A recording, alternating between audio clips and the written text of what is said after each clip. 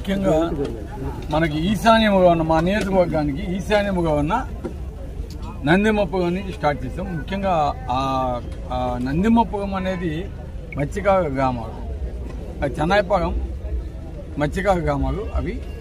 కాబట్టి ఈరోజు మేము అక్కడికి వచ్చి పూజలు చేసి ప్రచారానికి రాగానే అక్కచెగమలు కావచ్చు, గ్రామ ప్రజలు కావచ్చు, రోడ్డు మీద కావటం, మాకు స్వాగతం పలకటం, ముగ్గు వేయటం, ఇవన్నీ చూస్తుంటే వాళ్ళు ఉన్న ఉత్సాహం. జగన్మోహన్ రెడ్డి గారు వారి కోసం ఎటువంటి ప్రాజెక్ట్స్ తెచ్చాడు. ఈరోజు నిజంగా చెప్తా ఉన్నా, ఈరోజు దాదాపు 2000 కోట్ల పైసలకు ఈ నందిమొప్పగానికి ఆనుకొని రామాయపట్నం పోర్టు రావడం ఒక విశేషం.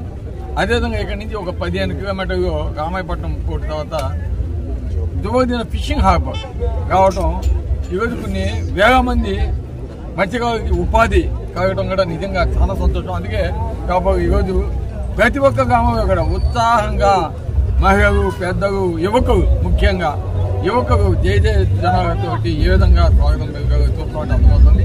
అంటే అటువంటి ఆదరణ ఈరోజు జగన్మోహన్ రెడ్డి గారి మీద చూపిస్తానంటే, ఒక పక్క సంక్షేమ పథకాలు పక్క జగన్మోహన్, ఇంకో పక్క అభివృద్ధి కార్యక్రమాలు, ఈ పోర్టు కావచ్చు, ఫిషింగ్ హార్బర్ కావచ్చు, రామాయపట్నం నుంచి దువ్వదినికి రోడ్డు కావచ్చు, ఈ విధంగా గ్రామాలు ఉన్న రోడ్డు, అంతర్గత రోడ్డు కావచ్చు, ఇవన్నీ కూడా ఈరోజు అభివృద్ధి ఏంటంటే వాళ్ళు చాలా ఉత్సాహంగా ఉన్నారు. అందుకే జేజేకి పడుతున్నారని మేము అందరికీ తెలియజేస్తున్నాం. ఇంకా